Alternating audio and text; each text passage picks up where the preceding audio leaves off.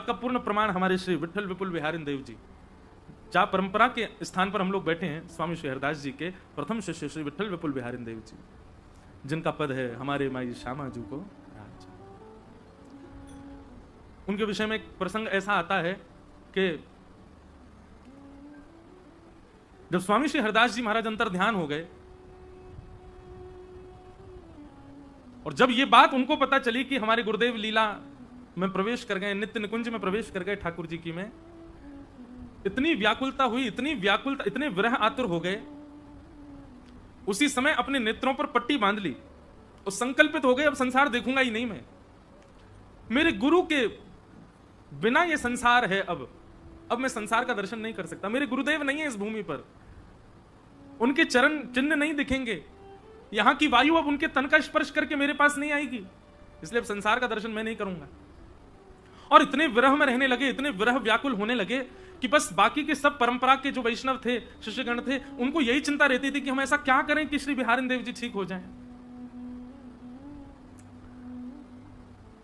सबने खूब प्रयास किए लेकिन अपने गुरुदेव की स्मृति में ऐसे व्याकुल रहने लगे। तब किसी ने सुझाव दिया, बोले कि रास लीला करो और रास का मंचन होगा, स्वरूप सरकार जब श्री जी और श्याम सुंदर के रूप में पधारेंगे तो ठाकुर और ठाकुरानी को देख करके शायद महाराज जी ने थोड़े शांत हो जाएं, इनको विरह ने कम हो जाएगा। और सुंदर रास बिहार का क्रम रखा गया। श्यामा श्याम दोनों प्रकट हो गए, दो बालक स्वरूप सरकार बन के सामने आ गए। लीला होने लगी, सबने जाकर के प्रार्थना करी, लीला है रही है, ठाकुर जी देखो लीला कर रहे हैं, आप दर्शन करो ठाकुर जी को। बोले कहां चल रही है लीला? बोले सामने चल रही है। तो मुंह फेर करके बैठ गए और आंख तो बंद करी रखी अपनी। सबने जाके कही, बोले ठाकुर जी लीला कर रहे हैं, आप दर्शन नहीं करोगे?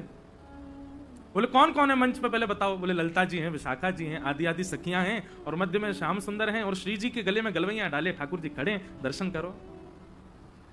श्री विठल विपुल बिहारी देव जी बोले और हमारे गुरुदेव स्वामी श्री हरदास जी सब मौन हो गए। तभी उन्होंने उद्घोषणा करी, अरे श्याम सुंदर स्वरूप सरकार से बोले, आप जानो नाव का, आपके और श्री जी के उपासक पूरा विश्व होगो, आपके और श्री जी के महलन में दर्शन पूरा विश्व करते होगो, आपको और श्री जी को सिंहासन पे दर्शन पूरा विश्व करते होगो, पर हम तो वा स्वरूप के उपासक हैं कि स्वामी श्री हरदास जी बैठे और उनकी गोद में श्यामा श्याम बैठे। जब तक यार रूप में मेरे सामने नहीं आओगे मैं आपको नहीं देखूंगा। अगर आप चाहते हो कि मैं आपका दर्शन करूं तो पहले स्वामी जी की गोद में विराजमान होकर मुझको दर्शन दो, तब मैं दर्शन करूंगा। ऐसा कहते ही स्वामी श्री हरदास जी महाराज को पुनः प्रकट होना पड़ा और जैसे ही स्वामी जी प्रकट हुए, विराजमान हुए, उनकी गोद में श्यामा श्याम विराजे, तब श्री विठल विपुल बिहारी देव जी ने उनके दर्शन किए। बिना गुरुदेव के ठाकुर जी यदि खड़े हैं तो हम दर्शन नहीं करेंगे। ऐसी निष्ठा, ऐसी प्रबलता, ऐसी आतुरता और आज की भाषा में कहें तो ऐसी जिद ठाकुर जी से हमारी नहीं है। ठीक है, ठाकुर जी जैसे चाहें वैसे रखें, हम सब में राजी हैं, पर हमारी कोई तो जिद हो ठाकुर जी से। अभी कहीं कथा में मैं एक भाव कह रहा था कि व्यक्ति व्रत कर लेता है, बच्चे को कुछ चीज चाहिए तो वो पिता से मांगता है, पिताजी मुझे ये वस्तु दिलाओ। पिताजी कहते नहीं दिलाऊंगा। तो बालक कहता आप नहीं दिलाओगे तो मैं रात्रि का भोजन छोड़ दूंगा, मैं भोजन नहीं करूंगा। पत्नी अपने पति से कोई बात कहती है कि ये दिलाओ, अगर आपने नहीं किया तो फिर मैं अपने मायके चली जाऊंगी, कुछ भी कहे। मतलब व्यक्ति संसार की वस्तु के लिए व्रत कर लेता है, नियम कर लेता है, हट कर लेता है, जिद कर लेता है। हमने आज तक कितनी बार ठाकुर जी से कहा है कि ठाकुर जी यदि आपके साक्षात दर्शन नहीं हुए तो हम ऐसा कर लेंगे? कभी कहा ठाकुर जी से? कभी नहीं। हम संसार के कार्यों के लिए सब नियम धारण कर सकते हैं, पर भगवत दर्शन के लिए हमसे ये नियम धारण नहीं हो पाता। और आज की डेट में तो भैया अन्न छोड़ना, जलपान ना करना, रात्रि में निद्रा ना लेना, आदि आदि, ये सब तो फिर भी व्यक्ति कर सकता है। कोई ऐसा व्रत धारण करे, ठाकुर जी से कह दे, ठाकुर जी मैं आज व्रत धारण करता हूं, जब तक नहीं मिलोगे मैं ऐसे नहीं रहूंगा।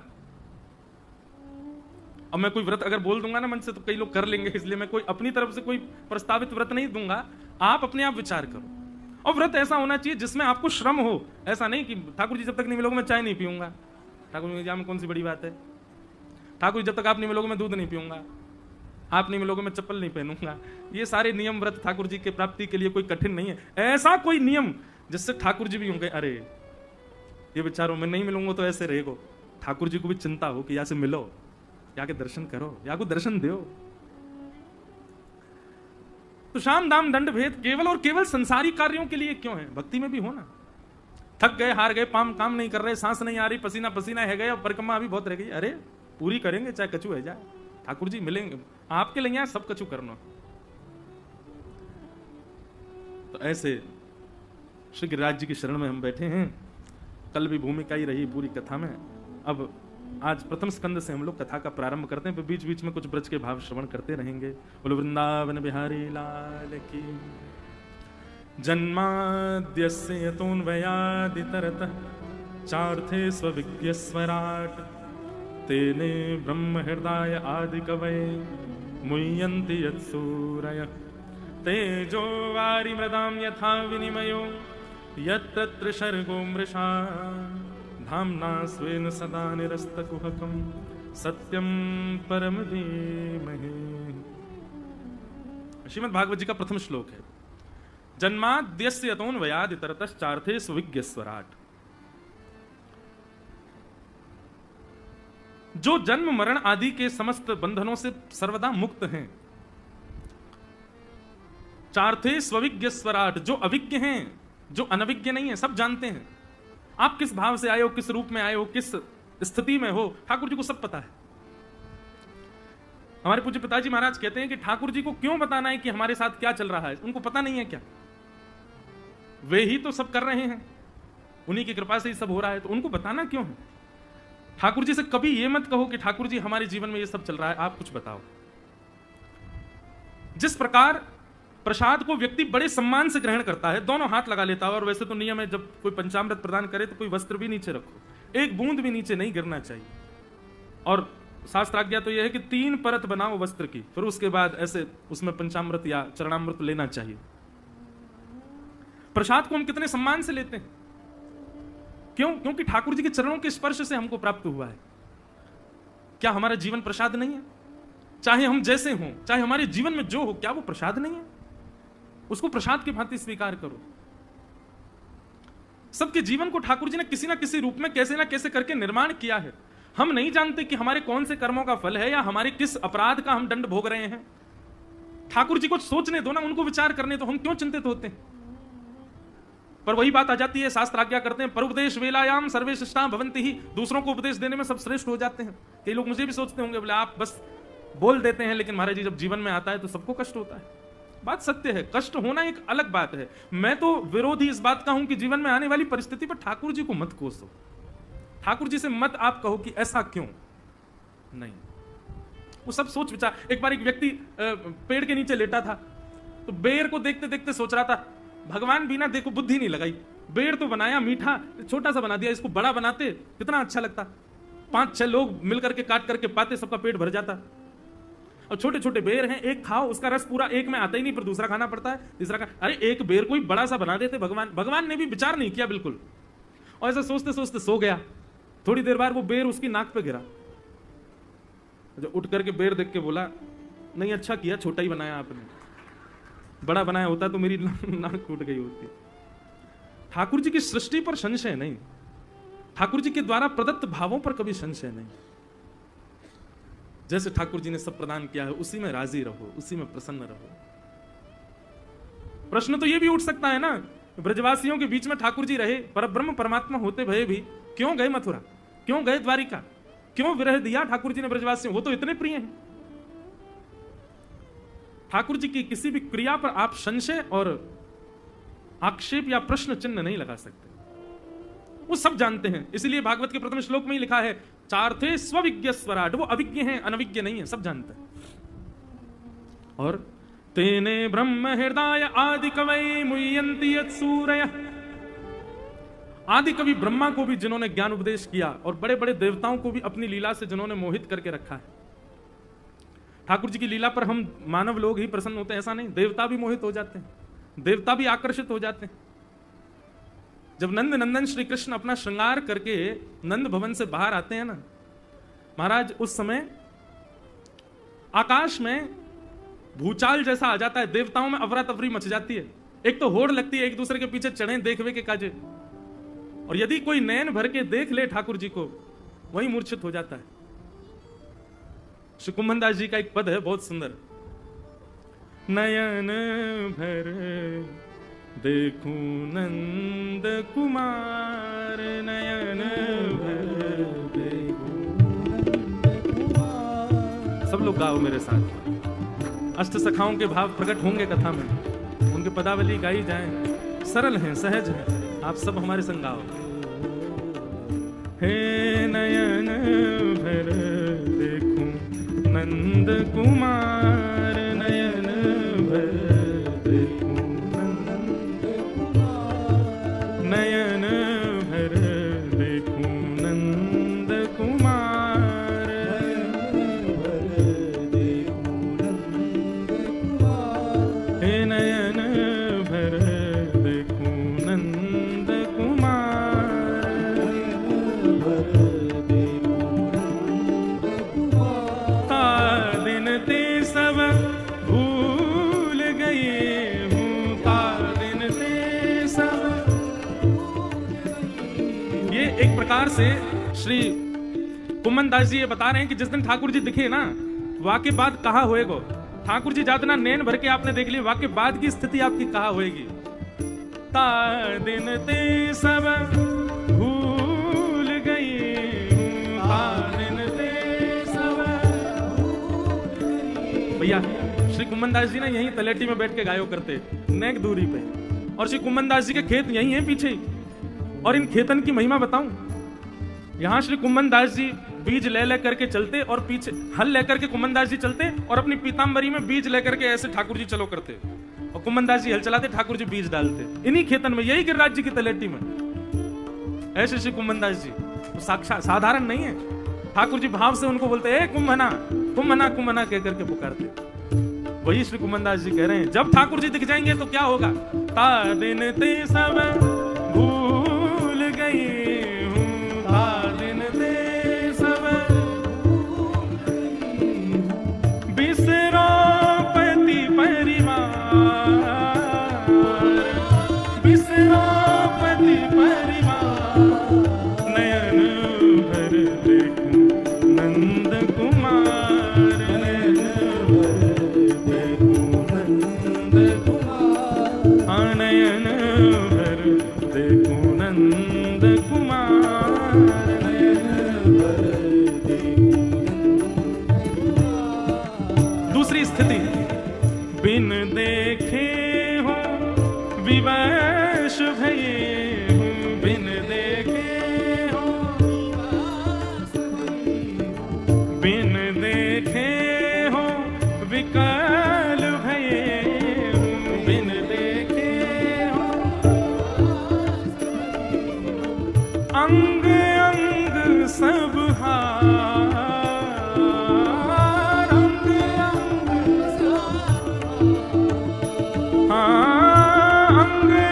अंग सब हार, अंग अंग सब हार, नयन भर देखूं नंद कुमार, नयन भर देखूं नंद कुमार। कुंभन दास जी कह रहे हैं, ता दिन ते सब भूल गई हूं। ठाकुर जी जब दिख जाएंगे सब भूल जाओगे। कौन हो, कहां से, को हम कस्पम कुतायात, को में जननी, को में तात, मेरे माता पिता कौन है, मैं कौन हूं। अच्छा, इसका मतलब ये नहीं है कि आपको याददाश्त चली जाएगी। बेचारे डर जाएंगे लोग, राधा रमन जी को नहीं देखेंगे, क्यों, अरे याददाश्त चली जाती है इनको देखने से। याददाश्त नहीं जाएगी, पर इन सब के होने का जो अहम है ना, मेरे तो पिता है, मेरी तो मैया है, मेरी बहन है, मेरी पत्नी है, मैं ये हूं, ये अहमता नष्ट हो जाती है ठाकुर जी को देखने से।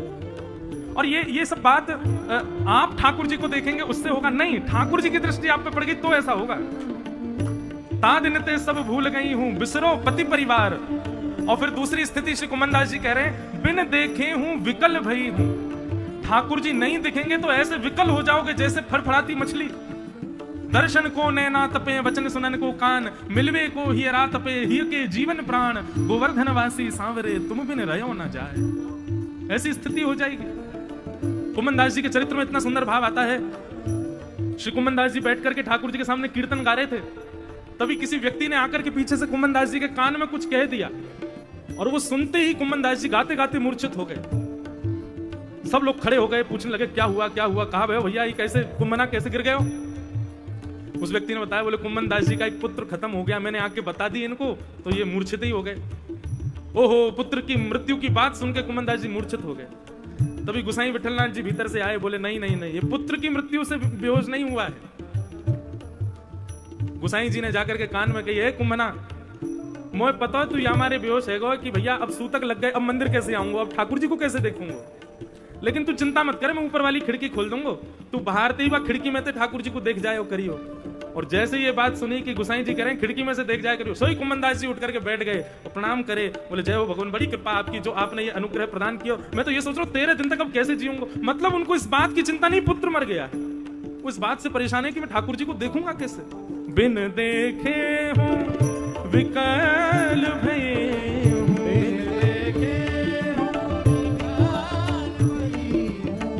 अंग अंग सब हार,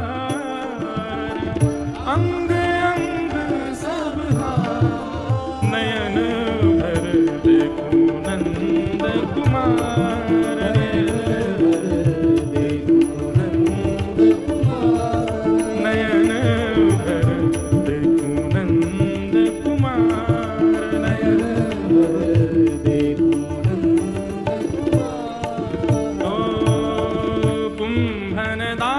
प्रभु गोवर्धन घर, कुंभन दास प्रभु, कुंभन दास प्रभु गोवर्धन घर, कुंभन दास प्रभु, कुंभन दास प्रभु गोवर्धन घर,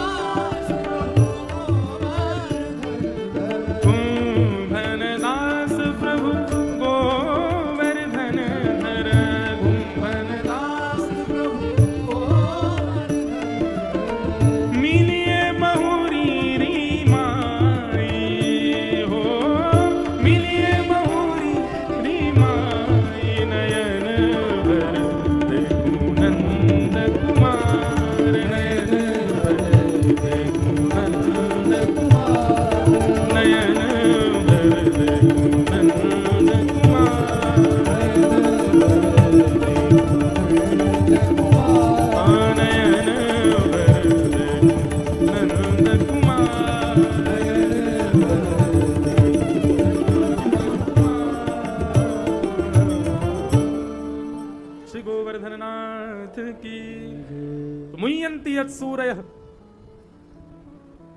वेणु गीत में इतना सुंदर वर्णन किया गया है। ठाकुर जी जब अपने नंद भवन से बाहर आते हैं तो आकाश में एक तो एक बादल शाम घटा घूमती है, ठाकुर जी के ऊपर ऊपर घूमती है। जहां जहां लाला जावे वहां वहां वो शाम घटा ऊपर ही ऊपर चले। क्यों? ठाकुर जी की छतरी बन करके चल रही, कहीं लाल जी को धूप ताप नहीं लग जाए। लेकिन कभी कभी सूर्य नारायण भगवान कहें कि बोले भैया तू काई को आगे आ जाओ करने के लाला को दर्शन करन देकर। सो जब ठाकुर जी गैयाओं के बीच में खड़े हो जाते हैं और गैया चराते हुए लौट के जावे, तब वो शाम घटा ऊपर से हटे, तब सूर्य नारायण दर्शन करें, तभी ठाकुर जी को पसीना आवे और गौरज उड़ उड़ करके लाला के श्री अंग को स्पर्श कर लेवे।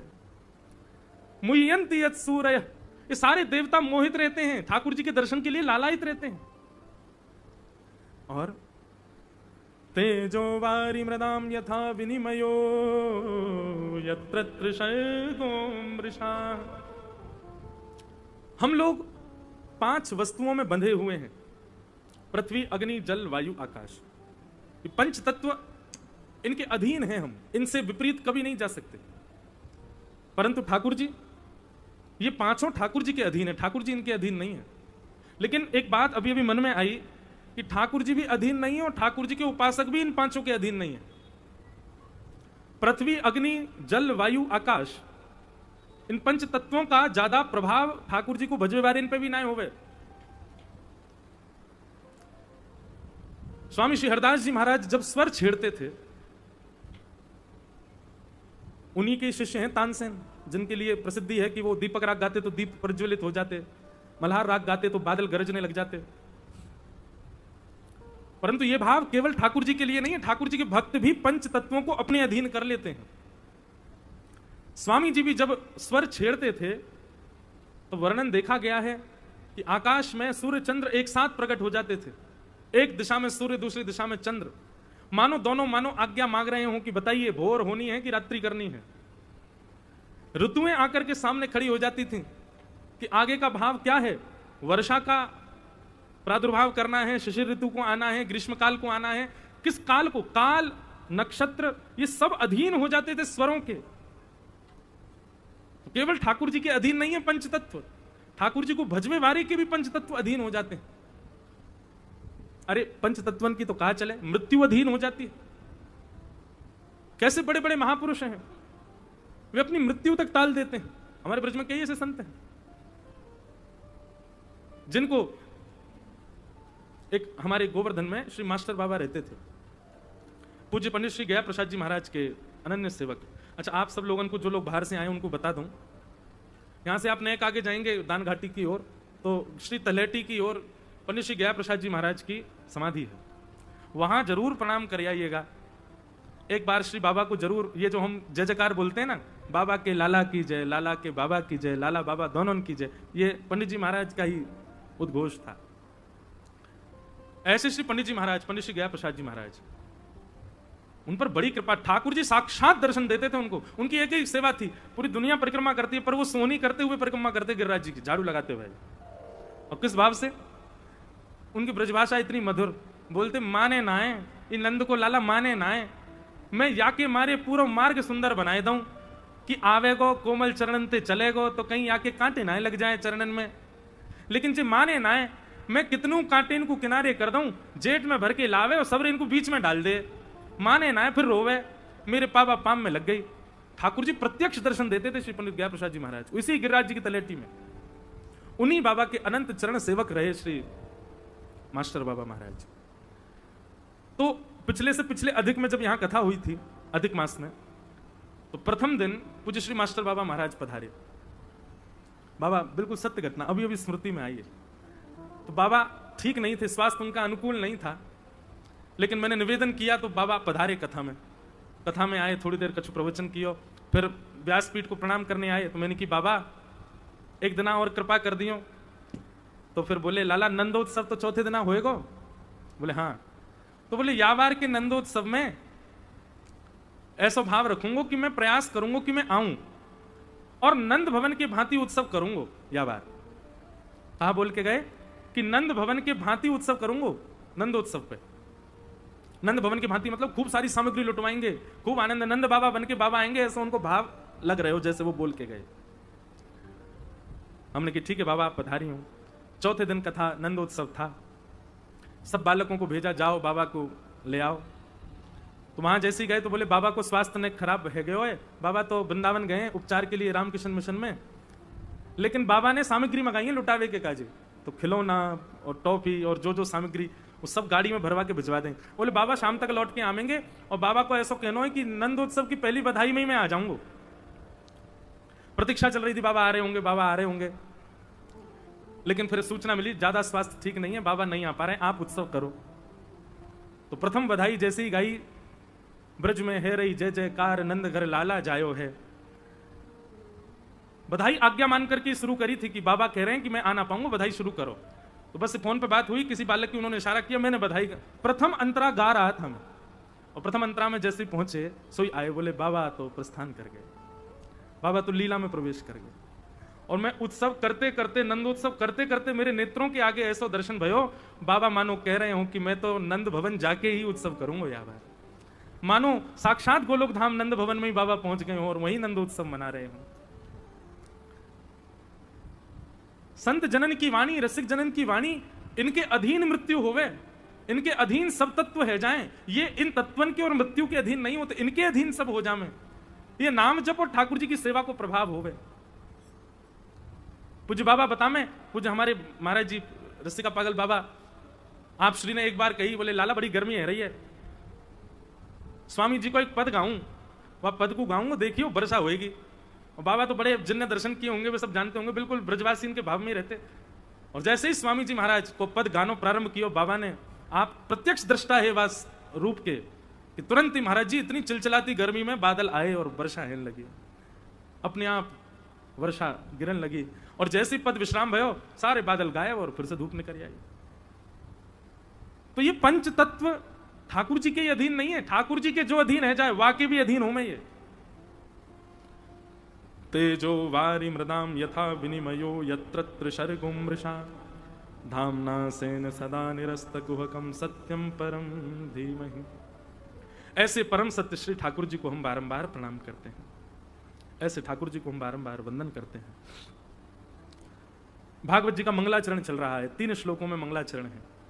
प्रथम श्लोक में सत्यम परम धीमहि, अभी भागवत जी का द्वितीय श्लोक।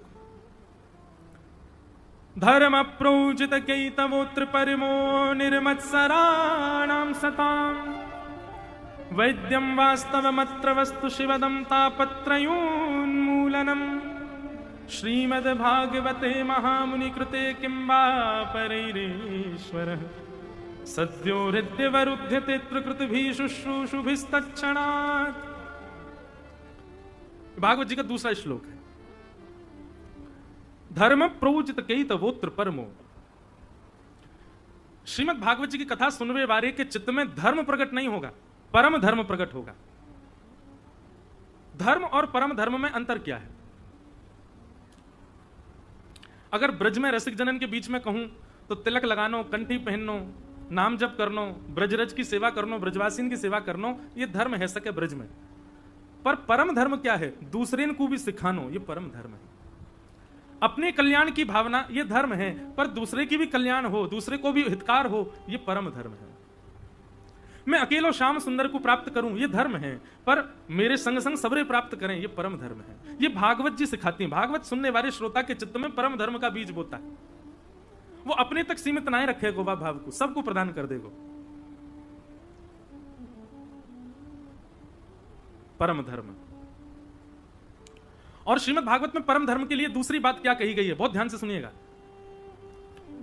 श्रीमद् भागवत जी में कहते हैं सवै पुंसाम परो धर्मो यतो भक्तिर अदुक्षजे अहैतुक्य प्रतिहता ययात्मा संप्रशीदति। मेरा और आपका सबसे पहले परम धर्म का रूप क्या है? मैं जो स्वयं कर रहा हूं ठाकुर जी की प्राप्ति के लिए, वो दूसरों को भी सिखाऊं, दूसरे को भी लगाऊं। अच्छा, इसमें एक चीज बहुत ध्यान से सुनिएगा। अगर दूसरा व्यक्ति इंटरेस्टेड नहीं है, तो दूसरे व्यक्ति के चित्त में ठाकुर जी के प्रति भाव नहीं है, तो मत लगो उसके पीछे, नहीं तो अपराध बनेगा। फिर पहले परख लीजिए, अगर वो सच में भगवत प्रीति का अधिकारी है तो ही उसको इस मार्ग पर लाना है। लेकिन यदि उसको ठाकुर जी से ज्यादा कोई मतलब नहीं है, वो वृंदावन और आदि ये सब बस छुट्टी मनाने आ जाता है, ऐसा भाव जिसका है ठाकुर जी के प्रति प्रेम लक्षणा भक्ति उसके चित्त में नहीं है, तो फिर प्रचार नहीं करना है। तो फिर उससे कहो ठीक है भाई, नेका तुम जाप कर लो, बस बहुत है, इतना ही कर लो, यही बहुत है। पहले परख लो, कहीं आपकी भक्ति का दुरुपयोग तो नहीं कर रहा है, कहीं ठाकुर जी की सेवा का दुरुपयोग तो नहीं हो जाएगा इसको बताने से। कई जगह देखा जबरदस्ती अपने पति को आगे कर दी, महाराज जी उनको आशीर्वाद दो, ये भी कथा सुना करें। काहे को? उनका मन होगा, भाव उठेगा तो सुनेंगे। बच्चों को आगे कर दे, महाराज जी इस पे सिर पे हाथ धर दो, इसमें भक्ति आ जाए, ऐसे थोड़ी आएगी। प्रयास करो, या तो कोई भागवत जी का एक शब्द ऐसा वो व्यक्ति सुन लेगा कि उसी से परिवर्तित हो जाएगा। और यदि परिवर्तन नहीं होना होगा ना, अयोध्या में मंथरा जैसे को भी परिवर्तन नहीं हुआ चित्त का। कई प्रमाण हैं, इनसे यह प्रमाणित होता है कि सो ही सुहागन प्रिय जाहि रीझ हैं, वही सुहागन बनता है। सुहागन मतलब ये कंठी रूपी, गले में तुलसी रूपी मंगलसूत्र, ये चंदन रूपी मांग का सिंदूर, और ये हमारा ये वैष्णव भेष, ये हमारा सौभाग्य है। हम सुहागन हैं, इस बात का प्रमाण है। तो सुहागन कब होते हैं? भक्ति के पथ के पथिक कब होते हैं? बोले सो ही सुहागन प्रिय जाहि रीझ हैं, वो जिससे रीझेंगे उसको सुहागन बनाएंगे। जिससे नहीं रीझते उसको लाख कोशिश कर लो, नहीं बन पाएगा। तो इसलिए स्वयं तो करना है, पर दूसरे को सिखाना। पर दूसरा व्यक्ति यदि ठाकुर जी के प्रति बिल्कुल ही भाव नहीं रखता, बताने के बाद भी भाव नहीं आ रहा उसके चित्त में, तो मत करो। एक आध बार प्रयास करो, फिर भी नहीं हो तो फिर छोड़ दो, जैसी तुम्हारी इच्छा। तो ये परम धर्म का पहला रूप। दूसरा परम धर्म का रूप क्या है? सवै पुंसाम परो धर्मो यतो भक्तिर अदोक्षजे अहैतुक्य प्रतिहता। अहैतुकी भक्ति, अहैतुकी भक्ति किसको कहते हैं? चाहे कुछ हो जाए न टूटने वाली भक्ति को अहैतुकी भक्ति कहते हैं। चाहे कैसी भी स्थिति आ जाए, आप जिस स्तर पर हो ठाकुर जी से प्रेम करने में, उस स्तर से कभी आप गिरो ना, कभी कम हो ना, उसी कोई अहितु की भक्ति कहते हैं। हमारी भक्ति दिनों दिन बढ़े, हमारी भक्ति दिनों दिन कम से कम बढ़े ना तो उतनी तो रहे जितनी आज है, कम नहीं होनी चाहिए, उसको परम धर्म कहते हैं। अच्छा, एक मैं अभी बात बता रहा था, ये जो भक्ति में फ्लक्चुएशन आता है, कभी बढ़ जाती है, कभी कम हो जाती है, कभी तो इतना मन करे कि आज तो महाराज माला जब के उंगली छील लेंगे अपनी, आज आलस नहीं आ रहा, और कभी कभी इतना आलस आ जाता है कि आज माला ही नहीं देख रहे। कभी कभी तो इतना भाव कि महाराज पूरे मंदिर के कुंज सजा दे, और कभी कभी इतना भी भाव नहीं कि ठाकुर जी को बस एक वस्त्र पहना के बैठा दिए। ये जो बार बार भक्ति में उतार चढ़ाव आते हैं, इसके पीछे कारण क्या है पता है? कहीं ना कहीं कोई वैष्णव आपसे रूठा बैठा है, इसलिए ऐसा होता है। कोई भक्त, कोई ठाकुर जी को बजवे वारो, वो आपने उसके हृदय को कभी कोई बात से पीड़ा पहुंचाई है, इसी आपके चित्त में बार बार ठाकुर जी की भक्ति जो है वो बढ़ नहीं रही। देखो, भक्त बन जाना ये एक बात है, पर भक्ति में दिनों दिन वर्धन होना ये श्रेष्ठ बात है। दिनों दिन मेरा प्रेम बढ़े ठाकुर जी के प्रति, और वो अगर नहीं हो रहा है तो निश्चित है कोई वैष्णव अपराध हुआ है। वो वैष्णव रूठो बैठो मोते, अब आप वैष्णव को कहां ढूंढू, कौन सा भैया कौन रूठ गो मोते। इसलिए उसके परिणाम में उसको तो हम पहचानते नहीं, जानते नहीं, अज्ञात में किसी से अपराध बन गया होगा कहीं पर, तो फिर क्या करें? तो बोले फिर सबको उसी के रूप में मान करके समस्त वैष्णवों से क्षमा याचना करो, सबसे क्षमा मांगो। ये बात हम कुछ कथाओं से कहने लगे तो कई लोग आते हैं, आते सीधे ये महाराज क्षमा करो, महाराज क्षमा कर दो। इसमें भी ये बात लागू होती है, परिचित से क्षमा नहीं मांगनी है। परिचित से तो कोई भी क्षमा मांग लेगा, अपरिचित से मांगो, जिसको जानते नहीं, वो ब्रजवासी हो, वैष्णव हो, उससे क्षमा मांगो। ऐसे कम से कम 100 गिनती करके वैष्णवन से क्षमा मांगोगे, तब देखियो महाराज आपकी भक्ति फिर गिरेगी नहीं, फ्लक्चुएशन नहीं आएगा, ऊपर नीचे नहीं होगी, तो बढ़ेगी बढ़ेगी दिनों दिन। जैसे लगे आज भक्ति ने कम है रही है, आज मेरा मन कम लग रहा है, आज ठाकुर जी की सेवा की इच्छा ना है रही है, वही दिना निकल जाओ घर से बाहर, वृंदावन आ जाओ, आकर के ठाकुर जी नहीं, यहाँ के वैष्णव से क्षमा मांगो, मुझे क्षमा कर दो। इसको क्या कहते हैं पता है? दंड उत्सव। क्या कहते हैं? ये दंड उत्सव है। कभी कोई पूछे कहां जा रहे हो? दंड उत्सव करवे जा रहे हैं। कहा है भैया दंड उत्सव? बोले वैष्णवन से क्षमा मांगेंगे। बरसाने के वैष्णव, गोवर्धन के वैष्णव, वृंदावन के वैष्णव, जहां के मिल जाएं, सबन को रोक रोक के भैया ने रुकियो, मुझको क्षमा कर दो।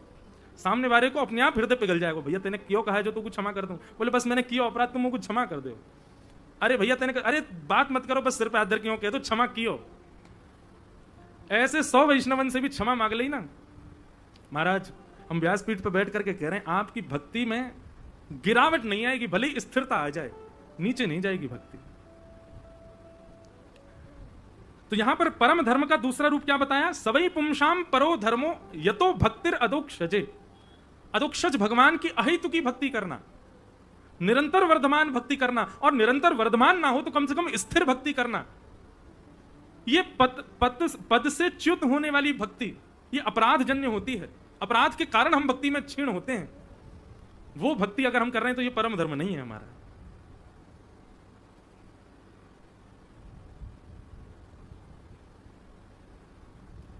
दिन दिन प्रति अनुराग बढ़त दिन, दर्श बिहारी जी को बसिवो श्री वृंदावन को नीको। वृंदावन में बसनो नीको है, अच्छो है। क्यों? बोले दिन दिन प्रति अनुराग बढ़त दिन, ठाकुर जी के प्रति अनुराग नित्य बढ़ रहा है वृंदावन में रहने से, तो आप ब्रजवासी हो। गिरिराज जी में नित्य अनुराग बढ़ रहा है गिरिराज जी में रहने से, तो आप गोवर्धनवासी हो। लेकिन ब्रज में रह तो रहे, ब्रजवासी बन तो गए, पर अनुराग बढ़ नहीं रहा ठाकुर जी के प्रति, तो आप ब्रजवासी नहीं हो। ब्रजवास को मतलब तो नित्य, कल जितनो अनुराग, कल जितनो प्रेम, आज वासे दुगनो है, और आज जितनो कल वासे भी ज्यादा दुगनो है ठाकुर जी के प्रति ये प्रेम। इसको कहते हैं परम धर्म। ये धर्म नहीं है, ये परम धर्म है। तो परम धर्म का प्रथम स्वरूप मैं जैसे ठाकुर जी को प्राप्त करने का प्रयास कर रहा हूं, वो दूसरों को भी सिखाऊं। और दूसरा, आज जितनी भक्ति, जितना प्रेम ठाकुर जी से करूं, कल उससे दुगना हो, इसको भी परम धर्म कहते हैं। तो परम धर्म के विषय में बताया, धर्म प्रोजित कई तवोत्र परमो। अब तीसरा कारण क्या है? तीसरा कारण है नित्य कथा सुनो भागवत की। भागवत जी की कथा सुनने से आपके हृदय में अनुराग बढ़ेगा ही बढ़ेगा। ठाकुर जी के प्रति अनुराग घट नहीं सकता, ठाकुर जी के प्रति प्रेम बढ़ेगा। तो ये भागवत का विषय है, धर्म प्रोजित कई तवोत्र परमो। जब अनुराग बढ़ने की बात आती है, कई सारे वैष्णव घूमने लगते हैं दिमाग में, लेकिन मेरे तो सबसे ज्यादा चित्तवृत्ति और मन बुद्धि में जो बैठे हैं वो हमारे श्री चतुर्भुज दास जी महाराज। श्री चतुर्भुज दास जी महाराज कुम्भन दास जी के पुत्र। यह रट लागी लाढ़िले लगे ना नैन निमेश, एक टक देखूं आवते नटवर नागर भेष, गोवर्धन वासी सांवरे, गोवर्धन वासी सांवरे। हम तो एक आध पंक्ति गावे के मूड में, आप बजा रहे हो, अब बजा दियो तो बजाओ। गोवर्धन वासी सांवरे, गोवर्धन वासी सांवरे। मुझे कितना अच्छा लगता है ना कि ये पंक्तियां यहीं गाई गई हैं, यहीं गिरिराज जी में ही बैठ करके श्री चतुर्भुज दास जी ने गाई। महाराज जी पुष्टि मार्गीय वैष्णवन के प्राण हैं ये। पुष्टि मार्गीय वैष्णव या पद को सुने बिना उनको कोई कामनाएं हो गए, इतना प्यारो पद है। और इस पद की पूरी आप व्याख्या यदि सुनेंगे तो ये परम धर्म का निरूपण कर रहा है। यहां पर चतुर्भुज दास जी की भक्ति देखो, वो कम नहीं हो रही है, प्रतिदिन बढ़ रही है। कहां गुरुदेव की आज्ञा हो गई है कि चलो चतुर्भुज दास द्वारिका दर्शन करने के लिए चलेंगे, और चतुर्भुज दास जी रात भर ठाकुर जी के चरण पकड़ करके रो रहे हैं कि कैसे भी करके सूर्य को आज्ञा करो कि कल वो उदय नहीं हो जाए, क्योंकि कल यदि सूर्य उदय हो गया तो गुरु जी मुझको लेकर के द्वारिका चले जाएंगे। ठाकुर जी बोले धारी के माहू तो मैं ही बैठा हूं, तो रोकाई गुरु है, द्वारिका चलो जा, वहां जाके मेरे दर्शन कर लियो, वहां पे भी तो मैं ही बैठा हूं। चतुर्भुज दास जी खड़े हो गए, बोले अच्छा वहां पे भी आप ही बैठे? बोले हाँ। तो बोले ठीक है, तो आप भी वैकुंठ चले जाओ, वैकुंठ में भी तो भक्त हैं, ब्रज में काहे को बैठे हो, या ब्रज में रहने की कहा आवश्यकता, ठाकुर जाओ वैकुंठ में ही रहो, वहां नारद हैं, वहां पर सुख सौनकादि हैं, वहां पर भीष्म पितामह हैं, वहां पर बड़े बड़े भक्त हैं आपके, वहीं चले जाओ, हम अष्ट सखान के संग काहे को बैठे हो यहाँ पे। ठाकुर जी मौन हो गए, बोले है कोई उत्तर आपके पास? ठाकुर जी बोले भक्त तो हैं, लेकिन तेरे जैसे प्रेमी ना है कुंभना, तेरे जैसे प्रेमी ना है चतुर्भुज दास, और या ब्रजवासी जैसे प्रेम थोड़ी है वैकुंठ में। वही बात श्री चतुर्भुज दास जी कहते हैं, बोले द्वारिका में आप तो हो पर द्वारिका में यमुना जी नहीं है, द्वारिका में आप तो हो पर द्वारिका में हमारे गिरिराज जी नहीं है, द्वारिका में आप तो हो पर द्वारिका में हमारी श्यामा जी नहीं है। ऐसी द्वारिका में कैसे जाऊं ना? आप प्रार्थना आपसे, आप कहो ना सूर्य को कि वो प्रकट ना हो, मोह ना जानो ब्रज छोड़ करके। लेकिन ठाकुर जी बड़े चतुर है महाराज, इतने कभी कभी ठाकुर जी पे खूब गुस्सा आवे कि काहे को भक्तन को परेशान करें। चतुर्भुज दास जी कह रहे हैं तो ठाकुर जी ने मान जाते बात को कि भाई गुरुदेव के मन में ऐसी कोई भावना प्रकट कर देते कि गुरुदेव कहते चतुर्भुज दास तुम रहने तो तुम यहीं रहो, हम जा रहे हैं द्वारिका। पर नहीं, ठाकुर जी तो और अद्भुत के गुरुदेव के मन में भावना प्रकट करा रहे हैं, बोले चतुर्भुज दास को तो संग लेके ही जानो है।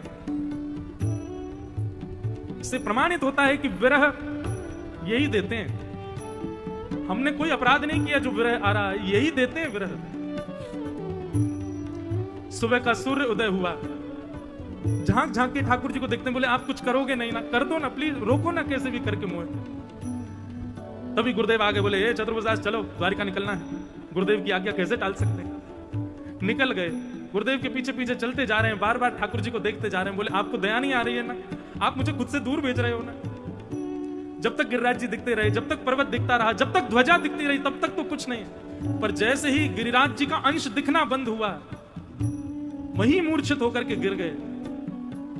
और जब होश में आए तब चतुर्भुज दास जी ने पहले एक दूसरा पद गाया, गोवर्धनवासी सांवरे से पहले एक पद और गाया। उस पद का शब्द है कितने दिन है जो गए बिन देखे। जब होश में आए तो गुरुदेव ने उठाया, बोले चतुर्भुज दास तुम मूर्छित क्यों हो गए? तब चतुर्भुज दास जी व्याकुल हृदय में कहते हैं, गुरुदेव कितने दिन हो गए नंदनंदन को देखे हुए। गुरुदेव बोले अभी 5 मिनट पहले तो निकले हम गिरिराज जी से, तो तुम कह रहे हो कितने दिन हो गए। तो यहां पर वो कड़ी मिल जाती है गोपी गीत में, जब गोपियां कहती हैं त्रुटिर युगायते त्वाम पश्यताम। हे कन्हैया जब तुम गैया चरावे जायो करो, वह समय हमारी आंखन की पलक यदि झपक जाए तो एक क्षण से कम समय के लिए झपकी भई पलक भी 3 युग के समान लगती है। बंधुओं, कभी कभी लगता है हम तो इस स्थिति में कभी आ ही नहीं सकते, जैसी स्थिति में चतुर्भुज दास, जैसी स्थिति में गोपियां और ये सब है। गुरुदेव से बोले, मुझे आपकी आज्ञा पालन ना करने का अपराध स्वीकार है, लेकिन मैं गिरिराज जी से दूर नहीं जा सकता। और तब रोते हुए आए, दोनों भुजा उठा करके गिर पड़े गिरिराज जी की तलेटी में। और जब स्वर निकला तो श्रीमद् भागवत जी प्रमाण है कि कृष्ण दर्शन की लालसा जब होती है तभी गीत निकलता है, इसीलिए गोपी गीत निकला। और तभी कलयुग में एक गोप ने गीत गाया, गोवर्धन वासी सांवरे, गोवर्धन वासी सांवरे, लाल तुम बिन रहो न जाए,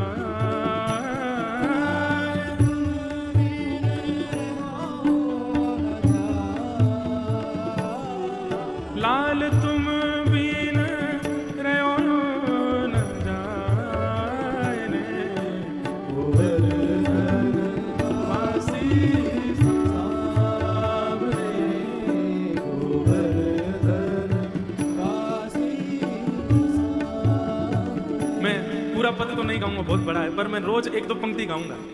श्री गिरिराज जी की तलेटी में अच्छा भाव, कुछ प्रवचन करने का अवसर मिलेगा इस पद पर। श्री चतुर्भुज दास जी कह रहे हैं, बोले कि नाथ, मेरी क्या अभिलाषा है, आपको कैसे देखना है मुझे। चतुर्भुज दास जी का भाव देखो, ठाकुर जी आपको कैसे देखना चाहता हूं।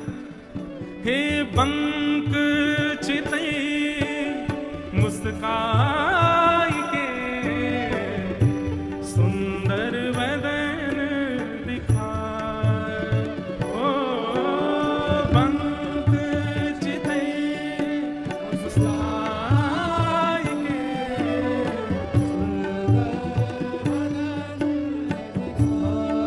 बंक हमारे पूज्य नाना जी इसका अर्थ इतना सुंदर कहते हैं, बोले लाला, ठाकुर जी के पांव टेढ़े, कमर टेढ़ी, गर्दन टेढ़ी, मुकुट टेढ़ो।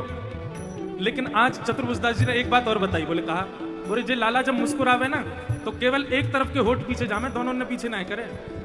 न्यों हंसे, अब हम तो हंस ही ना सके, एक तरफ से हंसते हैं, पंख चितई मुस्काए के, आहा, एक तरफ से हंस रहे हैं बस, दूसरी तरफ के होठ हिले नहीं है, बस एक तरफ से हंस रहे हैं। पंख चितई मुस्काए के, सुंदर बदन दिखाए। हे नंद नंदन, जब आप अपनी बाकी मुस्कान से हंसते हो ना, तब हमारी स्थिति क्या होती है पता है आपको।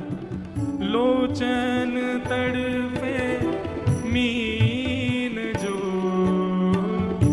जुग भरी धरी बिहार, गोवर्धन वासी सांवरे, गोवर्धन वासी सांवरे।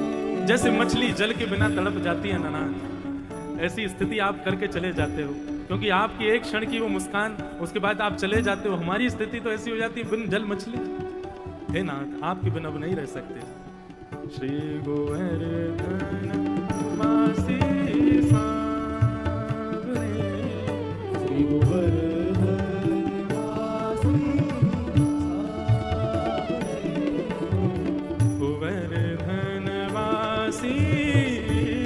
सांवरे, गोवर्धन वासी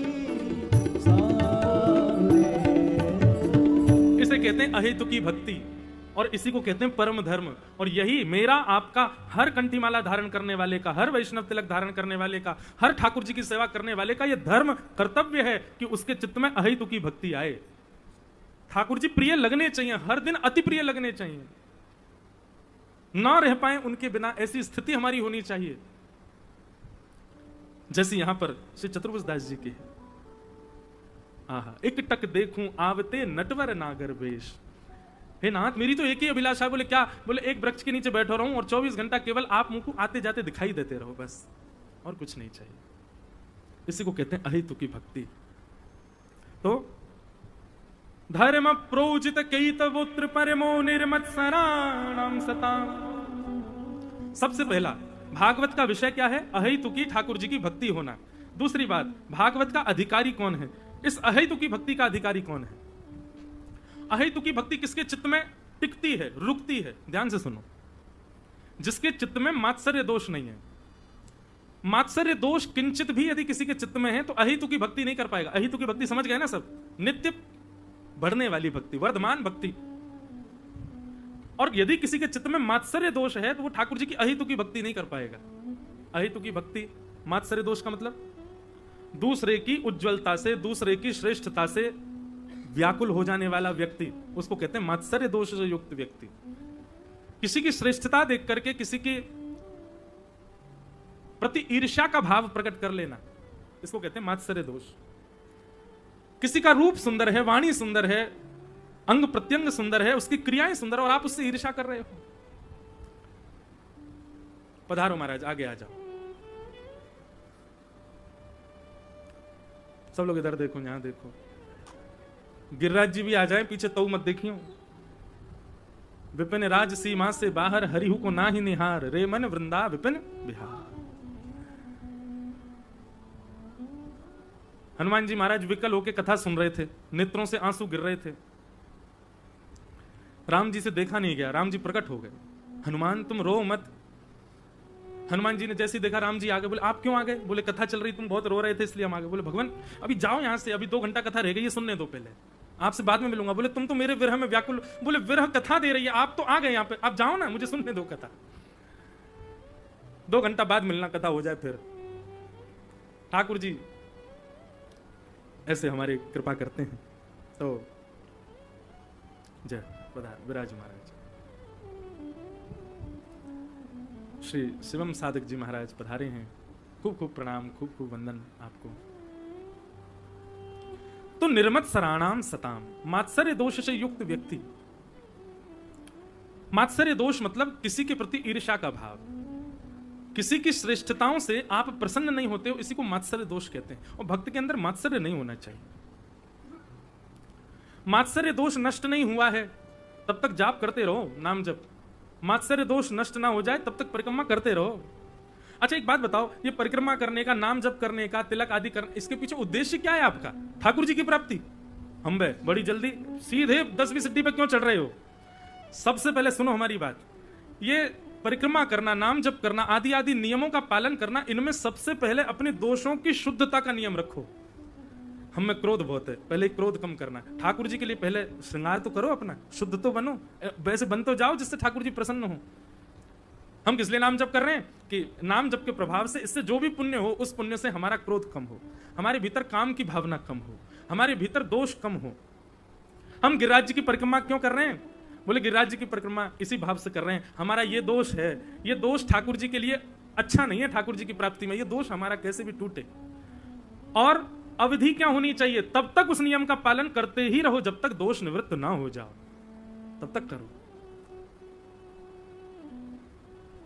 दोष निवृत्त जैसे जैसे होने लग जाओगे तैसे तैसे आगे अगली सिद्धि पे चलो। अब ये दोष तो थोड़ा कम हो गया, अब इस दोष का, ये इसकी निवृत्ति के लिए करना है, अब इसकी निवृत्ति के लिए करना है, अब इसकी निवृत्ति के लिए करना है। आप दोषों से निवृत्त होते रहो। कब मिलना है ये ठाकुर जी पे छोड़ दो, ठाकुर जी अपने आप मिल जाएंगे। जब उनको लगेगा कि अभी पूर्ण रूपेण अधिकारी हो गया, अपने आप ठाकुर जी प्रकट हो जाएंगे। यहां सीधे पहले ही हमने ये भाव रख लिया कि ठाकुर जी की प्राप्ति के लिए ये सब कार्य कर रहे हैं। इतनी जल्दी पहली सिद्धि चढ़ी नहीं, 10वीं पर छलांग मारोगे, मुंह के बल गिर जाओगे भैया, नाक पाम टूट जाएंगे। इसलिए ये सारे नियमों का पालन सर्वप्रथम दोष निवृत्ति के लिए करो। तो निर्मत सराणाम सताम, मात्सर्य दोष जब तक नष्ट नहीं होगा आप भक्ति के पथ के पथिक नहीं बन सकते। श्री माधवदास जी का प्रसंग आता है, जगन्नाथपुरी के परम भक्त श्री माधवदास जी, मात्सर्य दोष से शून्य। उनका बहुत सम्मान होने लगा था जगन्नाथपुरी में। क्यों? क्योंकि वो जब मंदिर में जाते थे तो उनको देख के ठाकुर जी झूमते थे। दुनिया ठाकुर जी को देख के झूमती है, वो ठाकुर जी, जब वो ठाकुर जी के सामने आते ठाकुर जी झूमते थे। और ये दृश्य जब लोगों ने देखा तो लोगों ने देख करके सोचा कि बहुत बड़े साधक हैं, उनकी बड़ी प्रशंसा होने लगी, सम्मान होने लगा। अब तो महाराज ये स्थिति कि वो माधवदास जी अपनी कुटिया से निकले और वहां से जगन्नाथपुरी मंदिर तक हजारों लोग खड़े हैं, कोई आरती कर रहा है, कोई पुष्प बरसा रहा है, सब उनकी बड़ी, माधवदास जी को बड़ी इससे बेचैनी होती थी। बोले ठाकुर जी ये इतना सम्मान क्यों दिला रहे हैं आप? मंदिर में गए, जगन्नाथ प्रभु से प्रार्थना करने लगे, बोले इतना सम्मान मत दिलाओ भगवान। भगवान बोले हमारी इच्छा है, हमको अच्छा लगता है, सब आपका सम्मान करते हैं, हम तो दिलाएंगे। माधवदास जी बोले मुझे ही कुछ करना पड़ेगा, ये सब तो आपका प्रपंच है मुझको फंसाने के लिए, ताकि मैं सम्मान के आदी हो जाऊं और आपको छोड़ दूं। माधवदास जी अब सोचने लगे, ऐसा क्या करूं कि मेरा अपमान हो, मैं ऐसा क्या करूं कि जिससे थोड़ा सा ये सम्मान की स्थिति से मैं बाहर जाऊं। अब वो जहां भी जाते सब उनके परिचित, जहां भी जाते सब जगह उनका सम्मान होता। तो जगन्नाथपुरी से दूर एक गांव में गए जहां उनको कोई जानता नहीं था। वहां पर भी ऐसा स्थान ढूंढने लगे जहां उनका अपमान हो। तभी देखा कि एक मैया जो है वो 5-6 बालकन के पीछे डंडा लेके भाग रही है, मारवे के काजे। माधवदास जी बोले, जय है बढ़िया मैया, इसी से पिट लेंगे तो समझ जाएंगे कि अब हमारा सम हो गया सब। माधवदास जी उस मैया के घर में चले गए, बोले मैया भिक्षाम देही। मैया बोली, क्या बात है बाबा? प्रसादी पवाओ। बोले, अच्छा और कोई काम धंधा नहीं है, ऐसे खाते रहते हो दूसरों घर जाके? महाराज जी बोले, अब क्या करें, घर हमने छोड़ा ही इसलिए ताकि दूसरों के यहाँ पा सकें, आप भिक्षा पवा दो। पहला दिन था, मैया ने दे दिया जो भी बना था घर में, माधवदास जी ने जगन्नाथ जी को निवेदित करके पा लिया।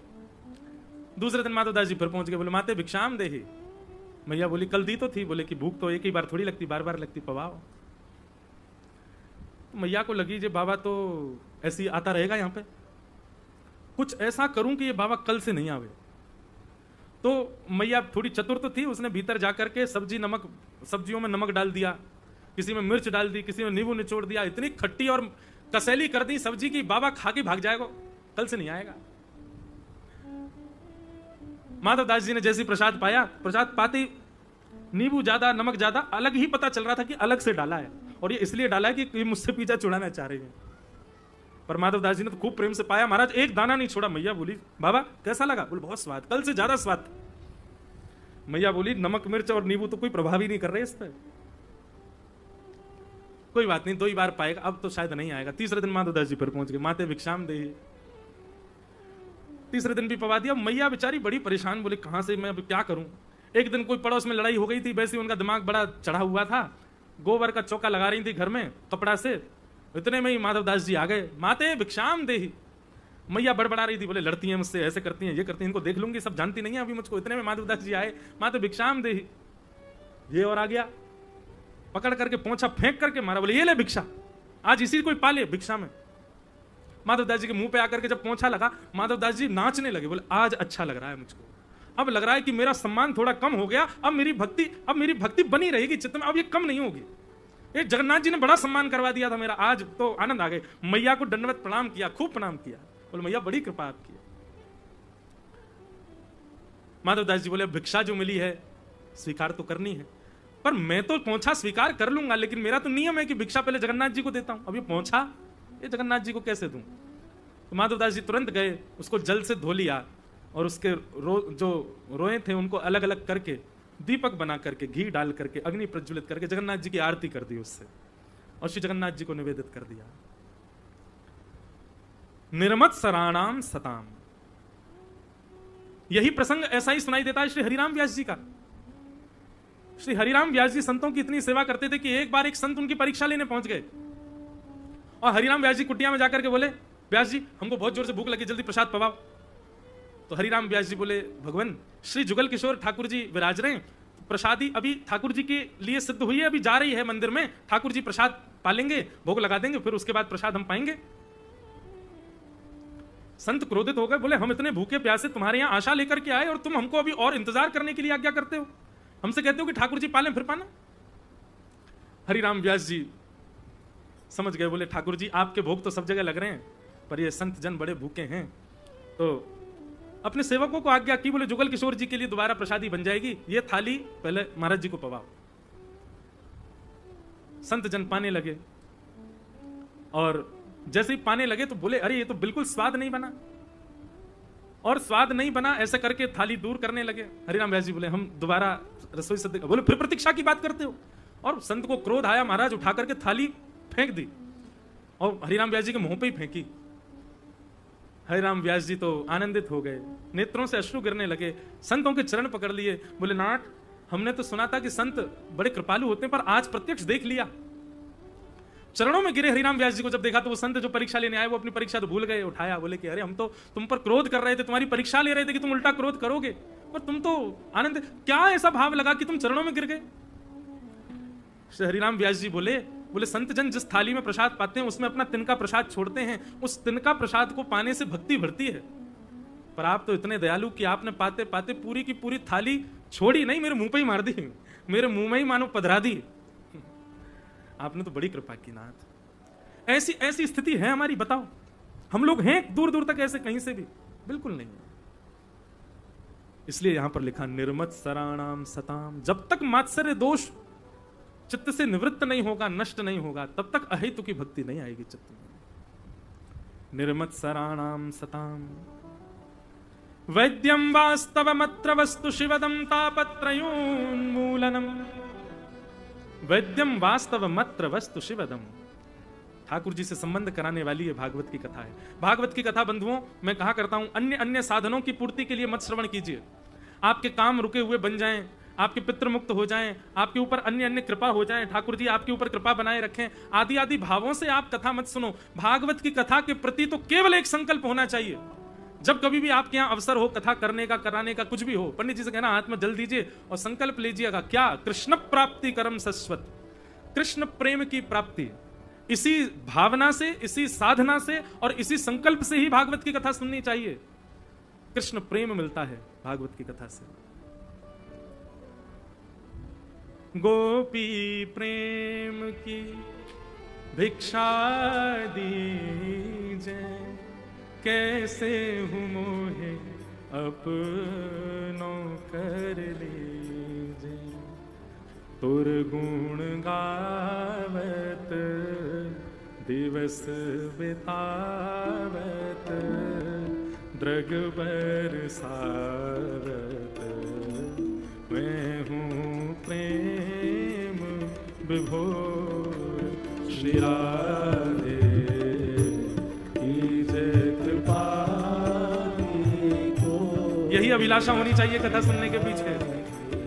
बंधुओं, इन पंक्तियों को चित्त में धारण करके कथा श्रवण करो। हमें और कोई अभिलाषा नहीं है। भुक्ति मुक्ति ना चाहूं, केवल अपनो जान संभालो किशोरी राधे, मोहे तो भरोसो तिहारो रे किशोरी राधे।